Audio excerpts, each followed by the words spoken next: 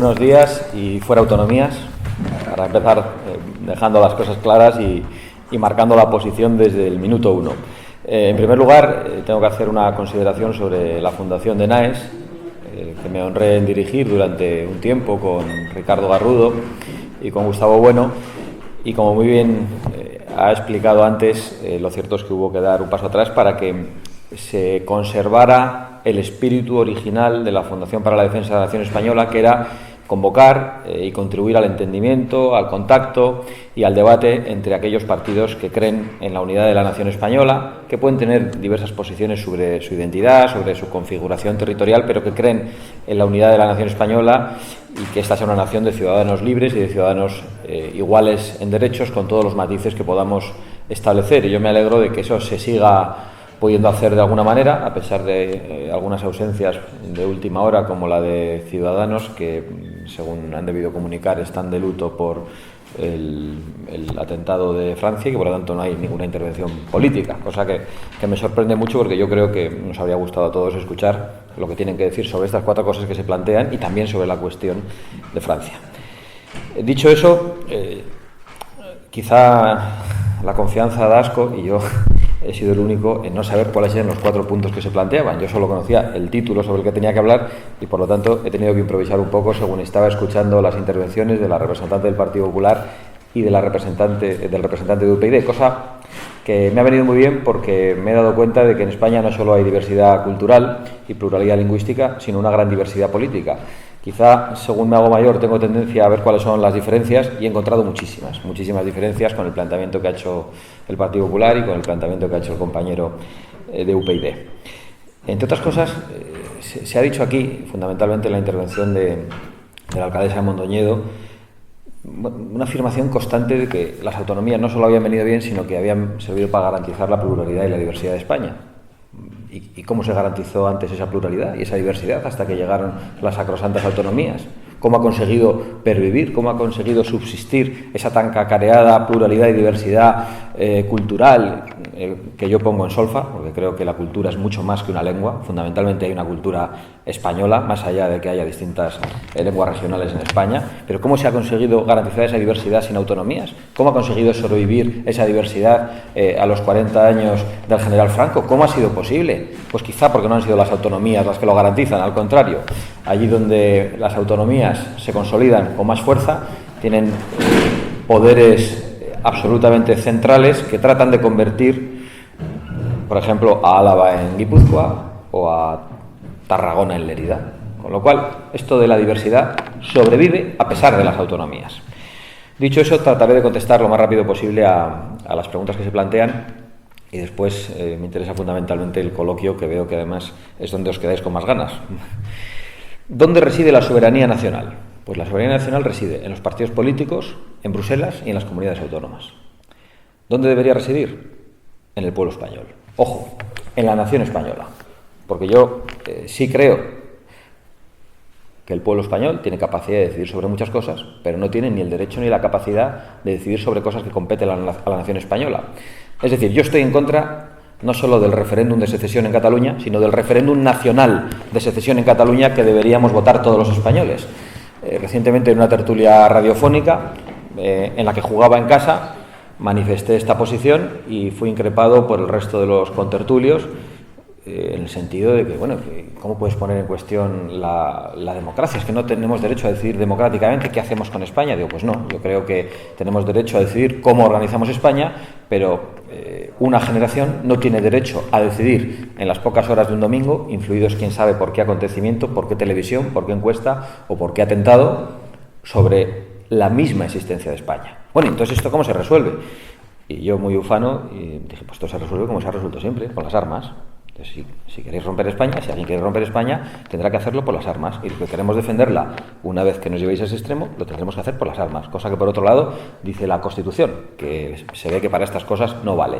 Yo creo que es absolutamente esencial empezar a decir estas cosas con toda claridad. Yo percibo, además, que cuando lo hago, de alguna forma se rompe el debate. La perplejidad es de tal naturaleza que ya se está discutiendo en distintos planos, con lo cual se cambia el paradigma. E inmediatamente, desde un punto de vista discursivo, es muy útil, porque uno lleva la voz cantante en el debate y ha conseguido ha conseguido romper los mitos, todo lo políticamente correcto, lo redicho, y creo que eso es algo que tenemos que hacer prácticamente en todos los terrenos. ¿Tiene sentido el federalismo? Me ha sorprendido ver que la crítica del Partido Popular al federalismo en realidad es la crítica a las autonomías. O sea, no queremos una España con muros. Bueno, eso es exactamente lo que han traído las autonomías. Y yo sí creo que las palabras son importantes. Porque te escuchaba antes a ti, bueno, si estamos de acuerdo en el modelo, que yo no estoy de acuerdo, pero podría ser aceptable y desde luego es mejor que el actual, no demos tanta importancia a las palabras. No, las palabras son importantes. Un matrimonio es entre un hombre y una mujer. Queremos hacer una unión de dos hombres, llamémosle unión de dos hombres. El federalismo sirve para unir, federar, unir. Por lo tanto, si aceptamos el federalismo, involuntariamente, en vuestra perspectiva, no tengo ninguna duda, de UPyD, nos convertimos en cómplices del separatismo, porque tenemos que aceptar la imperfección de la soberanía nacional española para después unirla. ¿Pero por qué vamos a unirlos? Y ya está unido. Es decir, el federalismo responde a la trayectoria histórica de Alemania, de Estados Unidos, pero no tiene ningún sentido en España. Llamar Estado federado, yo según lo oía, me imaginaba el Estado federado de Cantabria o de la montaña, que me gusta, el Estado federado del País Vasco, el Estado federado catalán, me parece de verdad un auténtico suicidio. Es decir, a veces por la boca muere el pez y por el lenguaje podemos acabar fracasando y podemos acabar siendo derrotados y podemos acabar haciendo gigantescos estropicios. Por lo tanto, el debate federal, que no es un debate nuevo, es un debate al menos de 1870, ya con Pi Margall, es un debate, desde mi punto de vista y desde el punto de vista de Vox, absolutamente absurdo. No tiene ningún sentido romper España para después volver a federarla. Sobre las lenguas cooficiales, pues nosotros pensamos que hay una lengua que conoce la inmensa mayoría de la sociedad española, del pueblo español, por no decir la totalidad, una lengua oficial, una lengua nacional, una lengua común, y esa es la única lengua que ha de exigirse en la Administración. La única. ¿Eso significa que hay que impedir la escolarización de la lengua en las lenguas regionales si algún padre lo desea? Yo creo que no. Yo creo que eso se debe garantizar, se debe proteger, pero también hay que exigir a esos el conocimiento de la lengua común. Y no se debería poder exigir en la Administración ningún conocimiento de ninguna otra lengua que no sea el español. Dicho sea a grandes rasgos. Seguro que en el debate podríamos encontrar un matiz, una pequeña excepción, probablemente, pero hablemos de eso. En términos generales, esa sería nuestra posición. Y no nos gusta, además, escondernos, como hacen otros, en el trilingüismo o en el bilingüismo cordial que queda antes invocado, porque en realidad demuestran cierto miedo, ¿no? Parece que no se puede combatir el separatismo sin invocar a Europa. Parece que no se puede combatir la imposición lingüística en Cataluña sin apostar por el trilingüismo, que es lo que ahora ha hecho Ciudadanos, un partido que nace para defender las libertades civiles en Cataluña y que de repente en el pacto con el Partido Socialista renuncia, en boca de Pedro Sánchez, al combate de la inmersión lingüística. Dijo Pedro Sánchez, el pacto no cuestiona la inmersión lingüística, al contrario.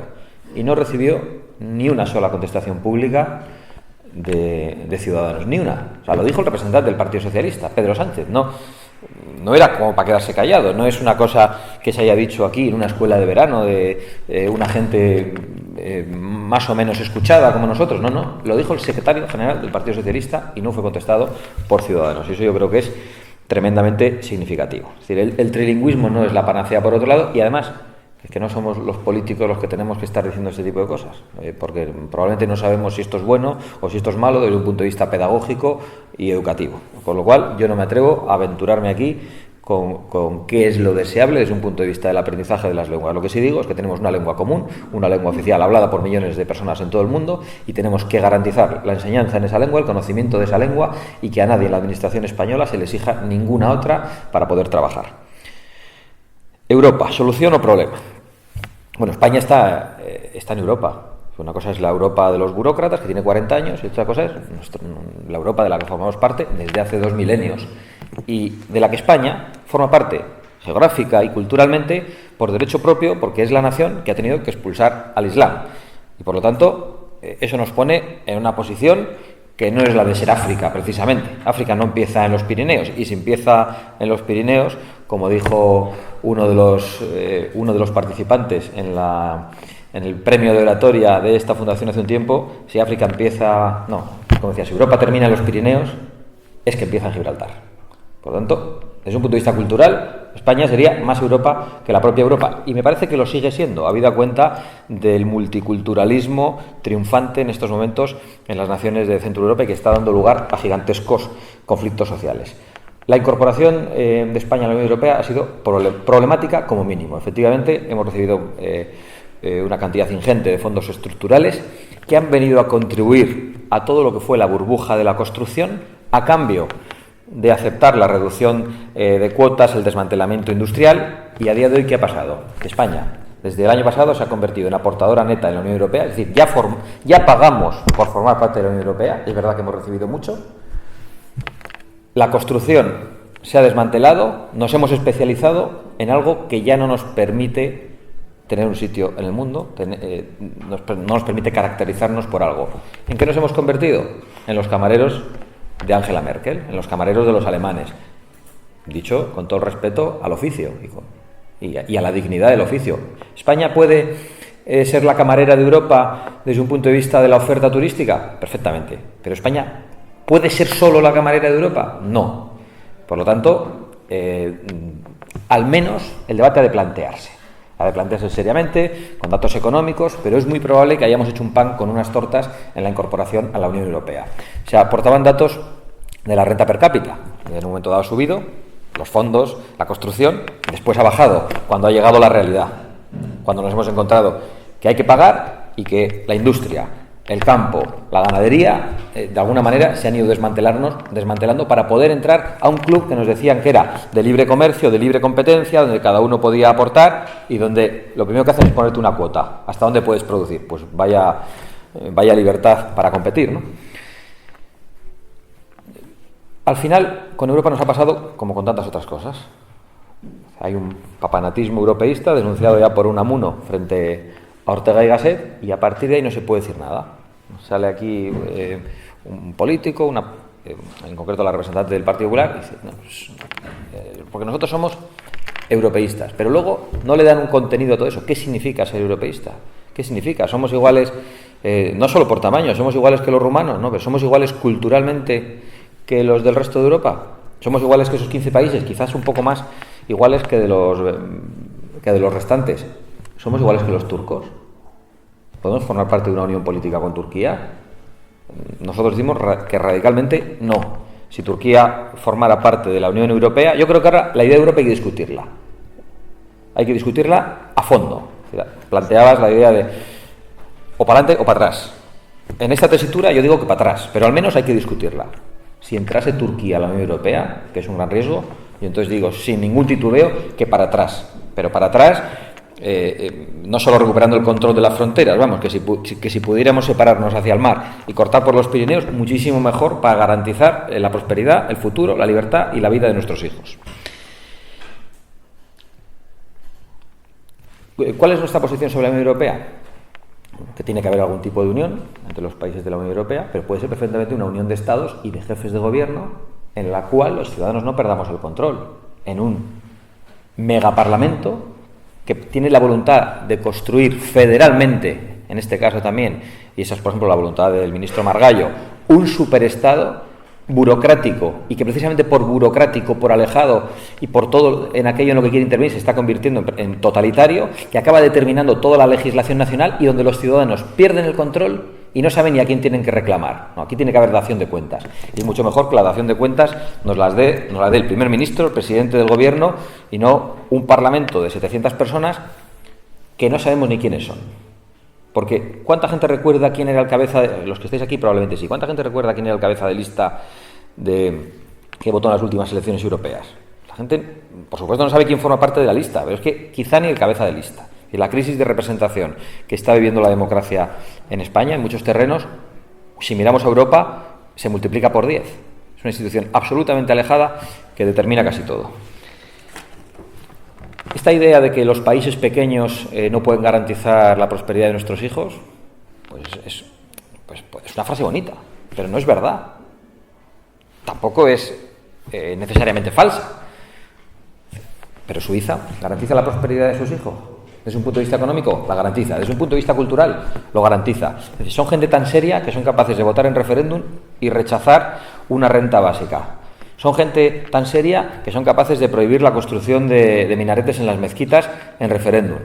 Y es un país pequeño. Es decir, ¿esto es que yo estoy planteando que nos aislemos? No, lo que estoy planteando es que las cosas se discutan y que no caigamos en las frases hechas y que rompamos ese vocabulario políticamente correcto que impide el debate político en España.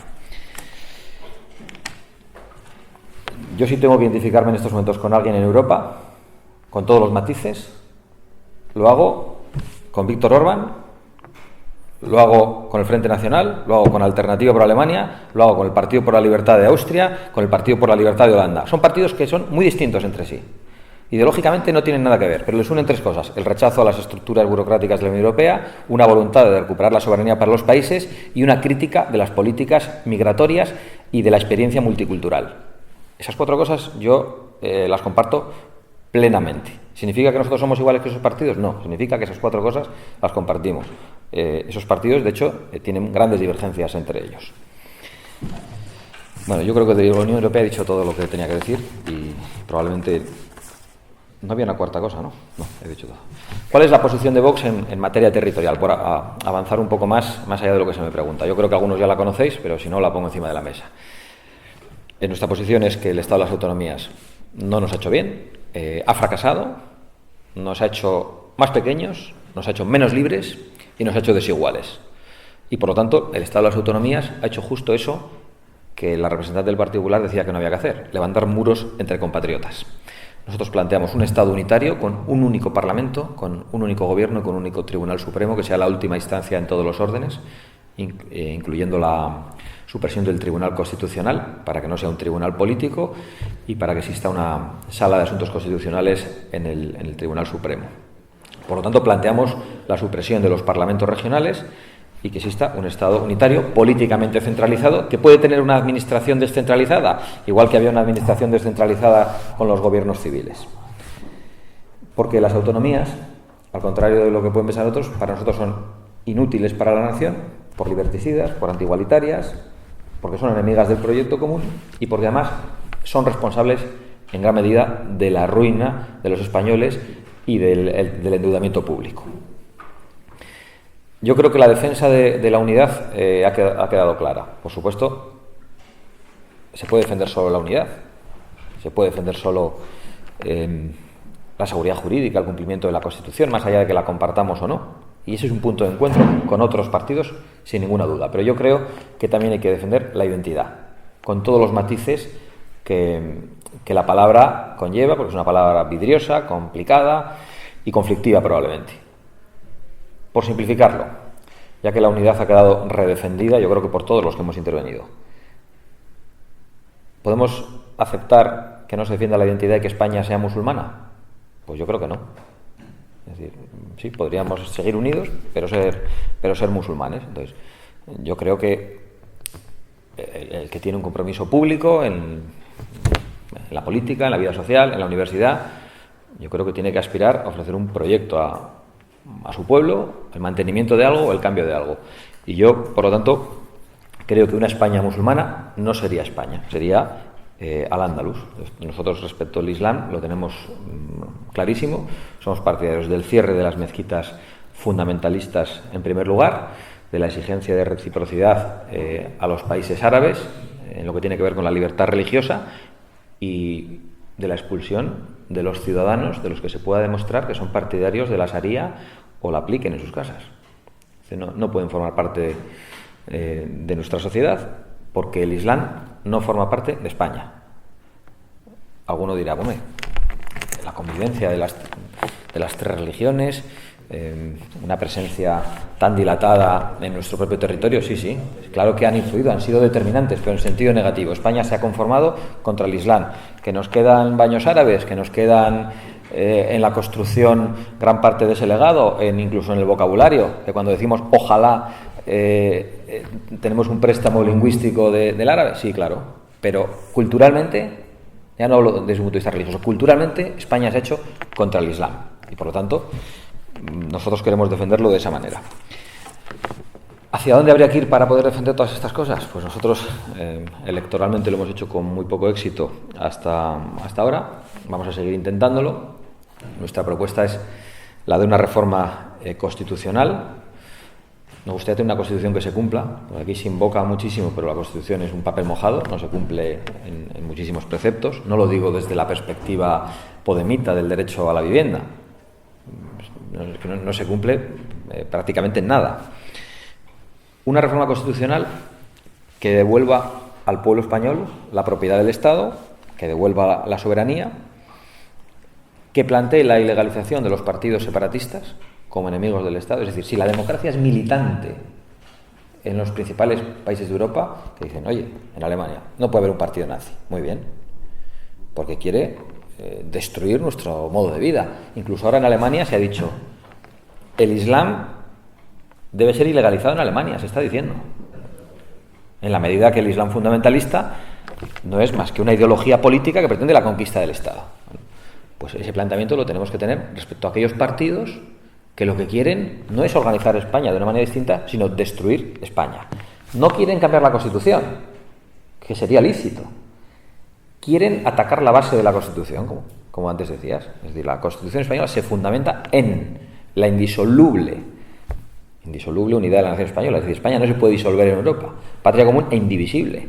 España no se puede dividir en una comunidad autónoma. Eso está antes que la Constitución. ¿Esas cosas cómo se cambian? ¿Con reformas? No. Se cambian de otra manera. Mientras tanto, mientras esto no se consigue, hay que exigir que ese artículo 2 de la Constitución se cumpla frente a Cataluña y frente a Bruselas, y que ese artículo 14 de la Constitución, que dice que somos iguales ante la ley, se cumpla para impedir eso que algunos ven muy lejos, pero que acabará llegando si nos dormimos en los laureles, que haya quienes quieran implantar, y poco a poco vayan haciéndolo en guetos y en barrios, la ley islámica en suelo español. Y dicho sea eso, me pongo a vuestra disposición y os agradezco muchísimo la atención. Muchas gracias.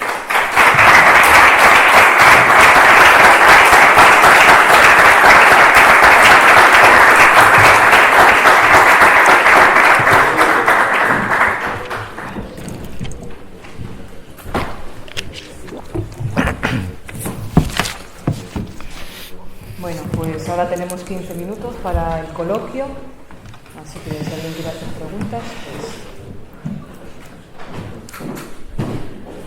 Gonzalo.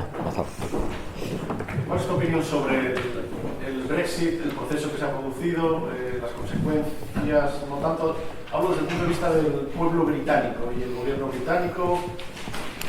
Para ti, o sea, el mantra general es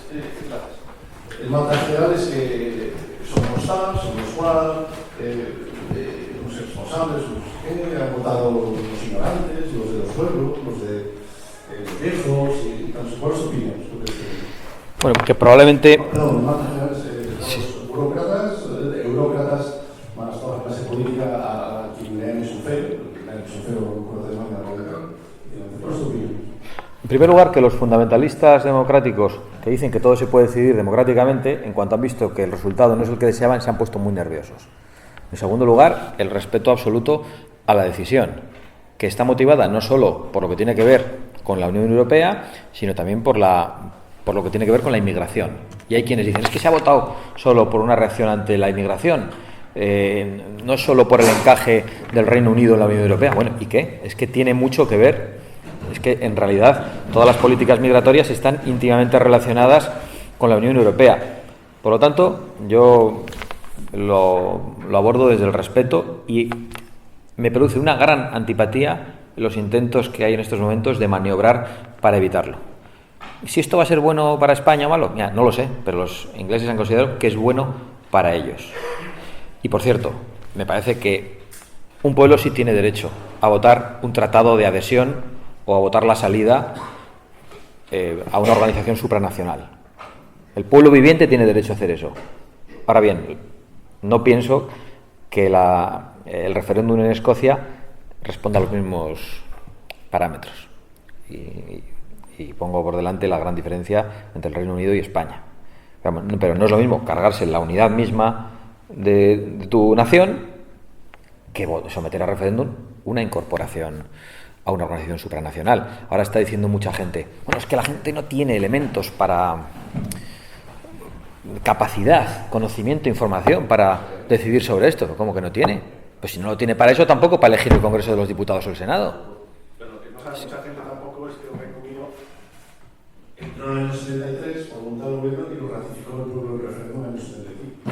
Mucha gente no lo sabe. No. De todas formas, el Reino Unido tenía un pie dentro y otro fuera, y ahora supongo que va a seguir con un pie dentro y otro fuera. Bueno, de esto último, ¿hasta qué punto fragmenta un referéndum a la población, digamos? O sea, quiero decir, es verdad, ha ganado una opción, digamos, pero Hasta que... la mitad de la población, 48, 52 o algo así, o lo que sea, las proporciones, me da igual, quería otra cosa. Y ahí se ve un poco hasta qué punto la democracia, en este sentido, si no hay unos mínimos, es alta, ¿no? Y la otra pregunta es hasta qué punto daña la identificación con la derecha o considerar de derecha, más allá de que a cierto público que intentéis cooptar, digamos, pues le pueda gustar. Vale. Bueno, pues ¿hasta qué punto fragmenta un referéndum? Pues si hay un 51-49 hasta un punto casi absoluto, y si hay un 75-25 hasta un punto relativo, es decir, pero eso es la democracia. La democracia fragmenta en un referéndum, y te diré más, fragmenta más cuando estamos eligiendo partidos. Porque bueno, si un país está dividido entre los que están por el sí y los que están por el no, está menos dividido que un país que está dividido entre los que están a favor del Estado unitario, de los que están a favor del Estado federal, de los que están a favor del Estado autonómico y de los que están a favor del separatismo. En fin, igual es algo retórico. Y en segundo lugar, ¿hasta qué punto nos daña la referencia a la derecha? Pues mira, en la anterior campaña electoral fue bastante más usada desde un punto de vista estratégico, táctico. O sea, nuestras ideas están clarísimas, no las ocultamos, como habéis podido ver. Las etiquetas son prescindibles, a veces se usan por razones tácticas y estratégicas y otras veces pueden no usarse. Se utilizó la etiqueta de la derecha durante las elecciones de diciembre y tuvimos 58.000 votos. No se ha utilizado durante estas elecciones y hemos tenido 48.000 votos. ¿Qué quiero decir? Que en nuestro tamaño ni los errores ni los aciertos tienen una influencia grande, porque a nosotros fundamentalmente lo que nos daña es la poca exposición pública, el hecho de no estar en las encuestas y el hecho de que la gente que comparte nuestro discurso, no totalmente, pero gran parte de nuestro discurso, o si fuera preguntado por todos los programas, incluso conociéndonos, dice, bueno, yo comparto todo con Vox, pero Vox no va a salir, por lo tanto no le voto. Ese es nuestro gran problema. Un 90% de nuestro resultado tiene que ver con eso. ¿Eso significa que no cometamos errores? No. Muchísimos hemos cometido desde que empezamos. Muchísimos, pero muchísimos. Pero no tienen una gran influencia en el resultado. Y cuando hemos tenido algún acierto, tampoco. Pero otra cosa, pero en todo caso, esto de la derecha. Yo también pienso que estas etiquetas, más allá de que yo no tenga ningún complejo, si me preguntan, ¿eres de derechas? Pues digo, pues sí, pero también un poco por rebeldía. Por reacción, porque me fastidia decir, ¿cómo? Si hay izquierda y hay centro, será porque hay derecha, no puede ser que no haya derecha. Entonces yo veo lo que es la izquierda, por mucho que sea un mito, veo lo que es el centro, por mucho que sea otro mito, más bien la nada, y entonces digo, pues yo no soy de eso, ni soy separatista, pues tengo que estar al otro lado. Es que es una posición geográfica. Lo concibo de esa manera, pero no le doy ninguna importancia. Yo no he entrado en política jamás porque estoy en la derecha. Yo he entrado porque mataron al cartero de mi pueblo, porque querían matar a mi padre y porque enseguida entendí que querían cargarse España. Lo de la derecha y la izquierda me importa un poco menos. Y creo que hay que pensar en nuevas etiquetas. En etiquetas que superen esas viejas divisiones de liberales, de conservadores, de socialdemócratas, comunistas, derecha, izquierda. Y de hecho, el paradigma está cambiando. Hoy lo vemos con Trump, lo vemos con Sanders, con Pablo Iglesias, lo vemos en Grecia, lo vemos en Alemania. Es decir, hay un debate entre soberanistas y mundialistas que ha roto los ejes de la izquierda y la derecha. Y yo creo que hay que tener una posición ante eso. Sí, quería pedirte que profundices algo, si es que se te ocurre, sobre una afirmación que hiciste que yo creo que fue clara y concisa. La crítica que hiciste al trilingüismo expuesto por la representante del PP aquí, ¿no? Tú como vasco posiblemente hayas conocido prácticos aquí en el País Vasco sobre la cuestión esta. Te voy a poner una anécdota que recuerdo en una entrevista un poco festiva que le hacían al académico de la lengua Francisco Rico. Era festiva, pero me hicieron una pregunta un poco más y dice: ¿qué le parece lo de los pinganillos en el Senado? Y dijo, además del despilfarro que supone, es un ejemplo de cómo la simulación se sobrepone a la realidad. Hay dos aspectos, el de la simulación y el aspecto económico, que en gran parte de las razones de las políticas lingüísticas está relacionado con el aspecto económico, pero no solamente por el coste, ahí hay algo más. Es decir, el tema del clientelismo que se origina en toda la organización lingüística que se hace en las distintas comunidades autónomas porque tienen una lengua propia. Todo el acceso al profesorado, a los puestos de la administración, el clientelismo que se organiza ahí y todas las estructuras o las superestructuras que se crean para la administración de ese bilingüismo, ya no digamos de bilingüismo si es que quieren hacerlo. Y en el País Vasco tendréis ejemplos de los que queráis para explicar esto. Yo soy de Asturias y en Asturias, con lo poco que hay, con el uso del bablo asturiano que dicen, hay una superestructura creada ahí tremenda, ¿no? Y es un sistema de clientelismo, de crear un clientelismo. Bueno, empezando por el Senado, yo me he referido también al sistema de traductores en el Senado como un teatro, porque estamos ante una gran farsa de gente que se entiende en una sola lengua, que finge no entenderse. Y estamos no solo ante un gasto absolutamente injustificado, sino ante un acto de corrupción, más allá de que tenga consideración de tal en el Código Penal. Es un acto de corrupción de primer orden, en la medida en que nos están engañando. Es una tomadura de pelo. Nosotros planteamos la supresión de los traductores fundamentalmente también porque pedimos el cierre del Senado. O sea que no hace falta insistir en ambas cosas. Porque además creemos que no tiene que haber una Cámara de Representación Territorial. Tiene que haber una Cámara de Representación de la Nación Española. Y para eso planteamos, y me voy a ir por los cerros de Úbeda, una reforma de la ley electoral con un modelo mixto de pequeñas circunscripciones uninominales que sean inferiores a la provincia, que elijan un número de diputados, combinadas con una circunscripción única nacional y que elija un parlamento algo más grande y que pueda de alguna manera garantizar una representación nacional y luego una representación igualitaria en tamaño de población donde solo se elija un diputado pero al que la gente conozca y al que la gente pueda reclamar. Es como el modelo anglosajón. En relación con las consecuencias del bilingüismo, cuando te referías a las consecuencias prácticas no te refieres sobre el aprendizaje, sino porque sobre el aprendizaje yo lo padezco. Yo tengo 2 niños escolarizados en Vitoria, en un colegio bilingüe inglés-español, concertado, el único en el que todavía pueden estudiar en español en la provincia de Álava, que en un 99% es castellano parlante de cuna, y donde el vasco lo tienen solo como una asignatura. Pero es el último colegio en el que se puede hacer eso en toda la provincia de Álava. Es algo verdaderamente delirante. ¿Cómo lo han conseguido? Pues lo han conseguido, y lo he padecido personalmente, y cuando estuve diputado lo denuncié en el Parlamento Vasco, condicionando la demanda. La primera herramienta para condicionar la demanda de los padres y para que estos elijan la educación en vasco, porque claro, formalmente hay 3 modelos. El modelo mixto euskera-español, el modelo en el que euskera es casi todas las asignaturas y el español unas poquitas, o una, y al revés. Y formalmente se podía elegir. ¿Qué hacían para que en la realidad no se pudiera elegir? Bueno, te condicionan a través de la administración pública, y como hemos vivido una generación en la que todos los padres quieren que sus hijos sean funcionarios, ¿dónde meten al niño? Donde pueda aprender el vascuence para así poder acceder a la administración. Esa era la primera criba. Si había algún audaz, como era mi caso, que pretendía escolarizar a sus hijos en el modelo en español, ¿qué se encontraba? Que cuando va a escolarizarse le dicen, no, pero este modelo no hay aquí. Digo, pero ¿cómo que no hay? Si me has dado una instancia donde puedo elegirlo. Ya, pero no es zona. ¿Cómo que no es zona si esto es castellano parlante? Si aquí no habla nadie euskera en la calle. No, pero es que no lo va a elegir nadie. A mí me hacen eso y digo, no se preocupe, yo lo voy a elegir. Y me dice, ¿y como segunda opción? Digo, no, como segunda ponía la otra porque si no me quedaba fuera.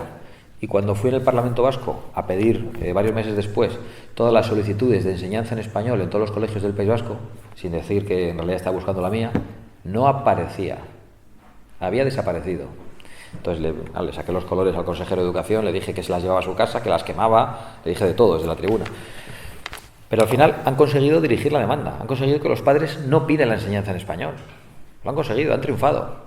Y una provincia como Álava, que es Castilla, no se puede estudiar en español.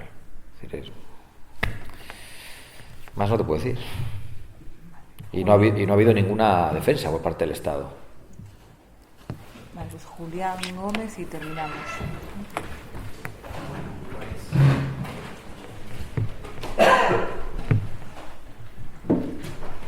Sí, las ideas que tú propones y tu coherencia, vamos, financiero, participo prácticamente del 99 o del 100%, pero nos chocamos con la realidad y lo exponía ayer muy bien Joaquín, que vivimos en un mundo idealista y formalista jurídico, o sea, jurídico formal. Entonces ya no solamente te enfrentas con las barreras de que se te tache de extrema derecha y ya partas de una situación, sino que de poder acceder estas propuestas casi como que hay que recurrir a instrumentos que no se pueden hacer de manera jurídica inmediata.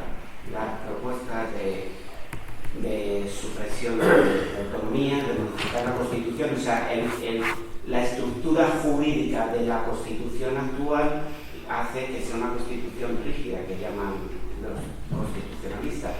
Pero, aún así, no creo que sea el mayor de los límites. El mayor de los límites creo que es no el idealismo formalista, sino el materialismo. Es decir, la cantidad de intereses que el mercado de los puestos políticos demanda, o sea, la propia demanda de los partidos de tener colocaciones que se decía antes. Entonces, claro, el mercado, la realidad, el bucle en el que estamos metidos es muy, muy fuerte. Y claro, yo me pregunto, de que Vox o uno de estos partidos, de partidos no nobles sino novios, es decir, el novio está en la fase de que promete y ya se sabe lo que dice el chiste, hasta que te metes. Una vez que te has metido, entonces, claro, una vez que un político accede, tiene posibilidad y tiene un instrumento jurídico formal y dice, sí, lo que yo quería está muy bien, pero ahora lo que yo en realidad quiero es poner a mi primo, poner a mi tío y garantizarme la vida mía y de mis hijos a través de esto. Entonces, creo que el bucle, bueno, por supuesto no otorga nada de credibilidad a ninguno de los partidos que actualmente están concurriendo, ni PSOE, ni PP, ni los candidatos que vienen a formarlo, porque creo que ninguno tiene voluntad de combatir las estructuras que nos están dañando, tanto por las comunidades autónomas como por la idea de Europa. La idea de Europa y la idea es que cómo vamos a ver, los partidos se han convertido en un foco de intereses, o sea, igual que se puede medrar pues a través de la libre empresa, a ver, es un oficio de político. Entonces a Pedro Sánchez, como decía otro, le interesa, vamos, es un espectáculo patético. Lo que quiere es su materia, su vida, su sueldo en el café, el brillar en la historia, y le importa un carajo la nación española, la Europa sublime y el tum forran, vamos a ver. Que lo que le importa es esto. Entonces, ¿qué es lo que sucede? Pues estamos hablando y en realidad las cosas son muy simples, tal y como las expuso Joaquín ayer y tal y como las expones tú, pero eso tiene un problema formal. Pero yo parto, si no tuviera el problema formal, todavía sigue el problema material. Bueno, has planteado cuatro cosas que en realidad son cuatro obstáculos de los que yo soy plenamente consciente, pero pienso que no hacen las cosas imposibles. Uno de los que planteabas era la falta de credibilidad de los políticos, la idea de que sí, el político promete mucho, pero luego, claro, una cosa es que cuando llegue, no tiene mayoría absoluta, tiene que pactar, eso la gente lo puede comprender. O sea, la política en ese sentido es el consenso. Pero esa idea de que no, que cuando llegue nos va a traicionar, a mí me dice mucha gente, mucha, Bueno, ¿y cómo estoy seguro? Porque hay muchas personas escaldadas, defraudadas, que ya han sido traicionadas muchísimas veces. Entonces me dice, bueno, ¿y cómo vamos a estar seguros de que no nos vas a traicionar? Yo no te voy a traicionar porque yo no hago esto por ti. Es que no lo hago por ti, yo lo hago por mis hijos. Yo no vengo a hacer un servicio público. A mí esa grandilocuencia de los políticos cuando dicen yo estoy aquí porque tengo vocación de servicio público, a mí me irrita mucho. Yo estoy aquí porque quiero defender a mis hijos, porque tengo afecto a los hijos de mis amigos y tengo afectos a los hijos de mis compatriotas. Pero después, es decir, es como una consecuencia. Hay un círculo concéntrico, que es la familia, otro que es la patria. Digo, como no salgas a defender la trinchera de la patria, los problemas te van a llegar a la trinchera de la familia. Ese es mi análisis. Es muy sencillo. Entonces, ¿que estás haciendo al final un servicio público para mucha gente que se identifica contigo? Claro, yo lo veo todos los días en la calle, que me paran muchas personas, incluso emocionadas, porque se sienten representadas. Y luego no te votan muchos de los que te paran, dicen, oye, sigue adelante, pero es que me da miedo el de la coleta. Me da miedo el de la coleta y le han votado a Rajoy. Bueno, da igual. Eso es algo que puede parecer estructural, pero yo creo que es coyuntural si somos capaces de aguantar. Pero no puedes vencer esa natural desconfianza de la gente y esa desconfianza además justificada en muchos casos. Hay que continuar y demostrar las cosas con hechos. ¿Que el materialismo es un problema? ¿Lo que has definido como materialismo? Pues sin duda, aliémonos con el materialismo del pueblo español. Es decir, porque el materialismo de los partidos políticos para colocar a la gente se hace a costa de los intereses materiales del pueblo español. Entonces, apelemos a otro materialismo. Apelemos a los sentimientos cuando haya que apelar a ellos, porque también existen, y apelemos a ese materialismo cuando haya que apelar a él. Entonces, yo no lo veo como un obstáculo, creo que puede ser incluso una palanca. El hecho de que algunas de las cosas que planteemos sean imposibles, no imposibles, sino que sean muy difíciles. Plantean la supresión de las autonomías, plantean la expulsión de los ciudadanos que quieran implantar la sharia. Es que esto parece imposible. Bueno, pero yo creo que eso es una fortaleza. La gente necesita oír hablar con claridad. Quiere entender.